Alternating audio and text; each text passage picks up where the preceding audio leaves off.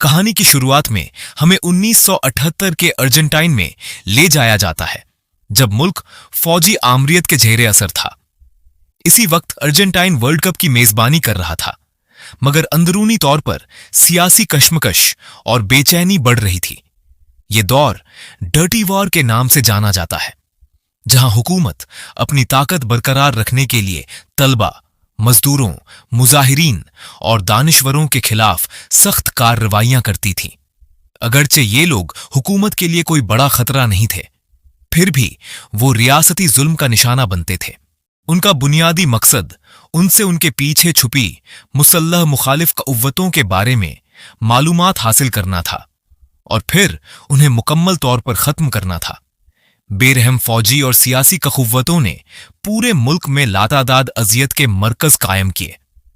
हर रात वो हर जगह लोगों को गिरफ्तार करते, खुफिया तौर पर उनसे पूछगछ करने के लिए मुख्तलिफ गैर इंसानी अजियतें इस्तेमाल करते। कुछ को तशद्दुद करके मौत के घाट उतार दिया जाता।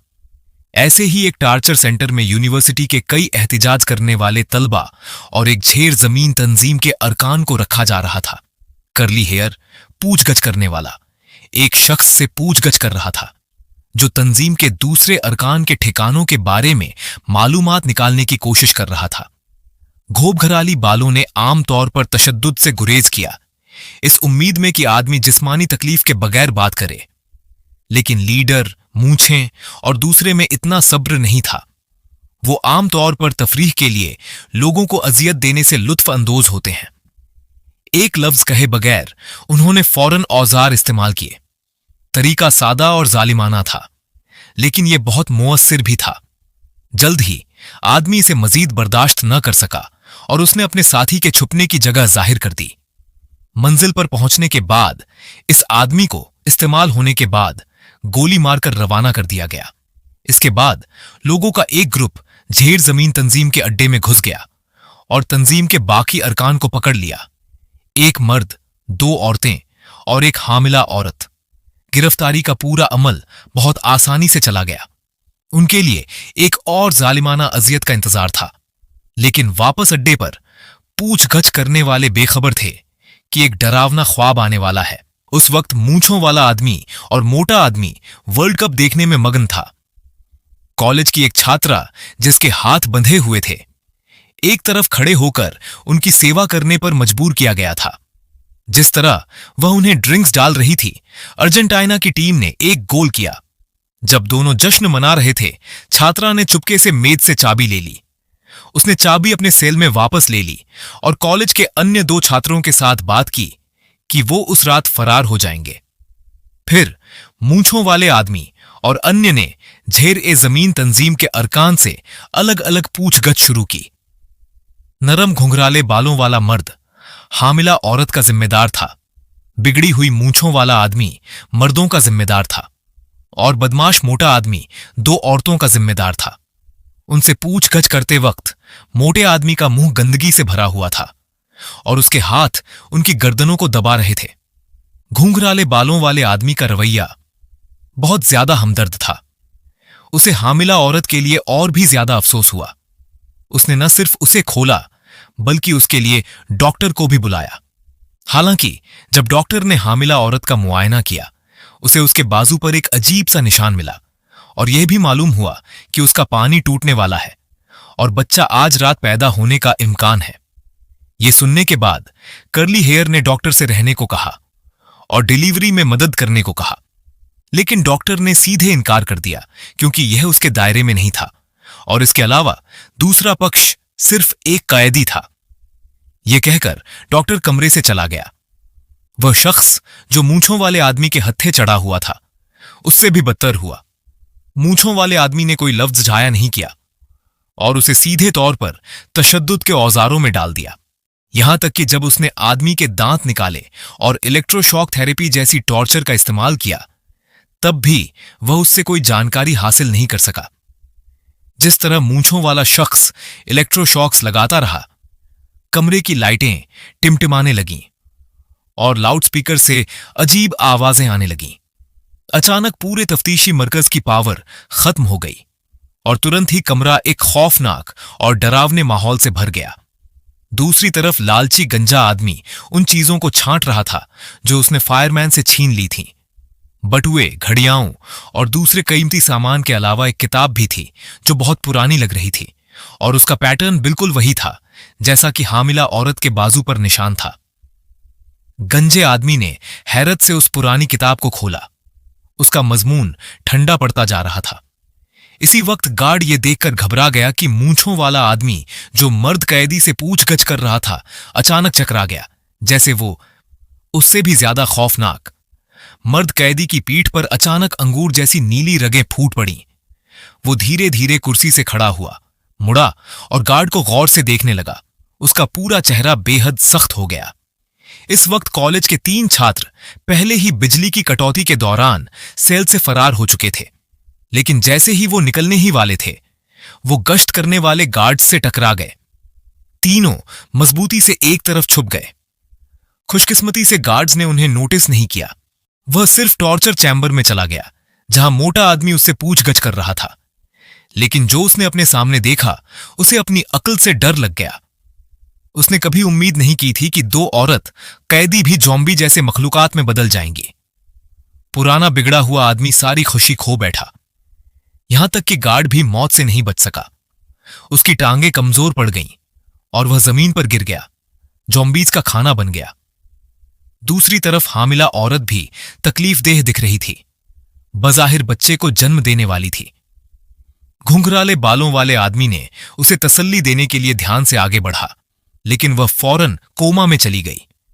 फिर उसने देखा चादर पर एक दाग। उसे छूने पर उसने पता लगाया कि हामिला औरत के निचले हिस्से से काला बदबूदार खून बह रहा था। इस वक्त गंजा आदमी कमरे से बाहर चला गया। टॉर्च पकड़कर वह टॉर्चर चैम्बर में पहुंचा जहां मूंछों वाला आदमी उससे पूछगछ कर रहा था। उसे फर्श पर खून का एक बड़ा धब्बा मिला। वक्त वक्त पर उसके चारों तरफ से अजीब गरीब आवाजें आ रही थीं। अचानक फोन की घंटी बजी। बाल्डी उसे जवाब देने के लिए दौड़ा, लेकिन लाइन के दूसरे सिरे पर कोई आवाज नहीं थी। उसने अपनी रीढ़ की हड्डी के नीचे से ठंड महसूस की।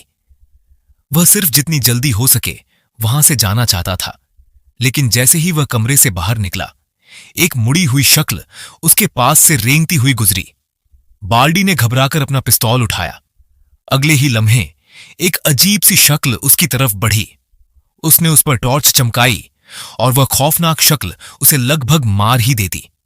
डर के मारे वह गोली चलाना चाहता था, लेकिन उसने पाया कि बंदूक में कोई गोली नहीं थी। जब उसने दोबारा आगे देखा, कई ज़ॉम्बीज ने उसे घेर लिया था। आसपास के ज़ॉम्बीज के हुक्म से गंजा आदमी तुरंत अनगिनत ज़ॉम्बीज से दब गया। इस वक्त डॉक्टर काम से फ्री होकर घर जाने की तैयारी कर रहा था। अचानक एक बेबी कार कहीं से आ गई, जिसने उसका रास्ता रोक दिया। कई डरावने ज़ॉम्बीज भी उसे गौर से देख रहे थे। जब उसने पीछे मुड़कर देखा तो अजीब कपड़ों में मलबूस एक खौफनाक हामिला औरत बेबी कार पर नजर आई। अगले सेकंड में वह मखलूक चमकती हुई और गंजे चेहरे वाली थी। इस तरह डॉक्टर को ज़ॉम्बीज ने टुकड़े टुकड़े कर दिया। यह मंजर तहखाने में पहुंचने वाले 3 छात्रों की तरफ मुड़ गया। उन्होंने अपने साथियों को बचाने की तैयारी की, लेकिन जब उन्होंने दरवाजा खोला तो उन्होंने एक हौलनाक मंजर देखा। उनके साथी ज़ॉम्बीज उन्हें खा रहे थे। मर्द छात्र ने घबराकर फौरन सेल का दरवाजा बंद कर दिया।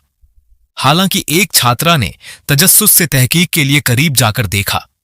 उसकी हैरत में एक ज़ॉम्बी गंजे चेहरे के साथ सामने आया, जिसने उसे फिर से चौंका दिया। जब दोनों होश में आए तो उन्होंने पाया कि एक और हमजमाती को ज़ॉम्बी सेल में घसीट कर ले गए थे। मजबूत मर्द छात्र उसकी मदद के लिए आगे बढ़ा, लेकिन बहुत देर हो चुकी थी। वह खुद भी सख्त मुश्किलात में थे। डरावनी चीखों के साथ 2 ज़ॉम्बीज अचानक गलियारे के सिरे से रेंगते हुए आए। उनकी गर्दनें जकड़ी हुई थीं। फौजी वर्दी में एक ज़ॉम्बी कुत्तों की तरह उनकी रहनुमाई कर रहा था। उनकी जानें खतरे में थीं।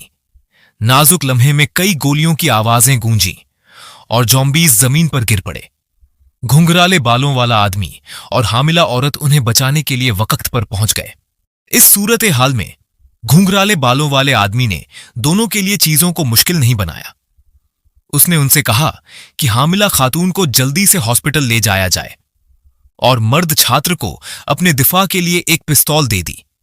इसके बावजूद छात्र अपने बुरे आमाल को माफ नहीं कर सकता था, लेकिन तीनों के फरार होने से पहले उन पर दोबारा ज़ॉम्बीज़ ने हमला किया।